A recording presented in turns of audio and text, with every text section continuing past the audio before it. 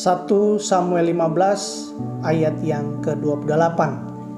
Begini bunyi firman Tuhan.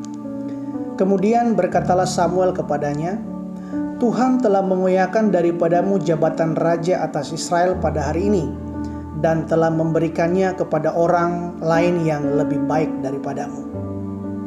Nah saudara, Tuhan mengangkat jabatan Saul sebagai raja dan memberikan kepada orang lain yang lebih baik daripada dia.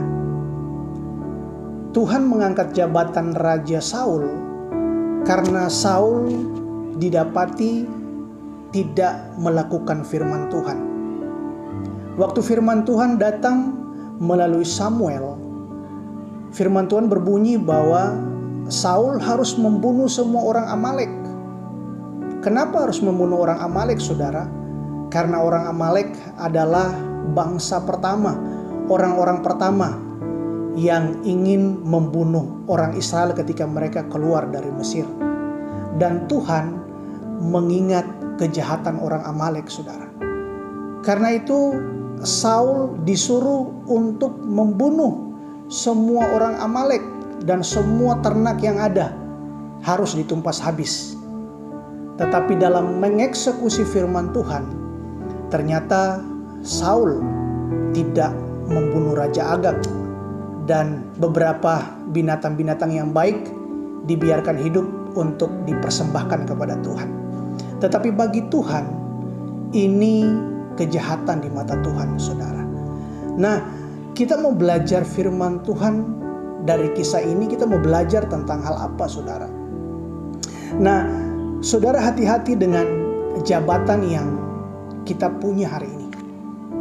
Kalau kita tidak lagi hidup sesuai dengan firman Allah, maka bisa jadi jabatan yang kita punya itu bisa diberikan kepada orang lain yang lebih baik daripada kita. Nah, kita perlu hati-hati dengan semua jabatan dan kepercayaan-kepercayaan yang diberikan kepada kita. Kalau kita tidak lagi hidup takut akan Tuhan dan melakukan kebenaran firman Allah, maka bisa jadi kepercayaan-kepercayaan yang ada pada kita diberikan kepada orang yang lebih baik daripada kita. Ingat saudara, bahwa ketika Tuhan mengangkat jabatan raja dari Saul, bukan karena Saul sudah menjadi tua, bukan karena Saul sudah tidak lagi punya kekuatan, tetapi Tuhan mendapati Saul tidak lagi melakukan firman Tuhan, saudara. Nah, karena itu sebagai anak-anak Tuhan, kita perlu untuk menjadi orang-orang yang baik.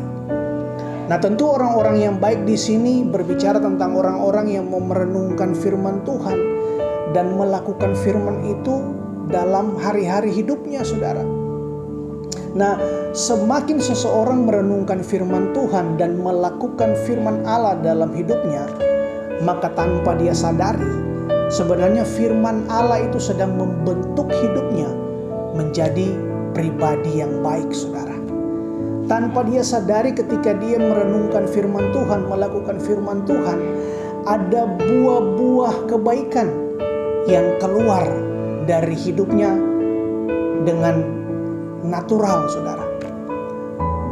Buah-buah kebaikan dari perkataan dia, dari sikap dia, dari hati dia, dan masih banyak lagi, saudara. Nah, karena itu saudaraku yang terkasih, mari kita mau menjadi pribadi-pribadi yang baik. Nah, orang-orang yang baik pasti akan berjumpa dengan orang-orang yang baik pula. Dan saya percaya bahwa kebaikan-kebaikan itu pasti akan menghampiri orang-orang yang baik, saudara. Dan pada akhirnya Tuhan pasti akan memberkati dan memberikan kepercayaan kepada orang-orang yang baik, kepada orang-orang yang mau hidup menghormati firman Tuhan, saudara. Tuhan Yesus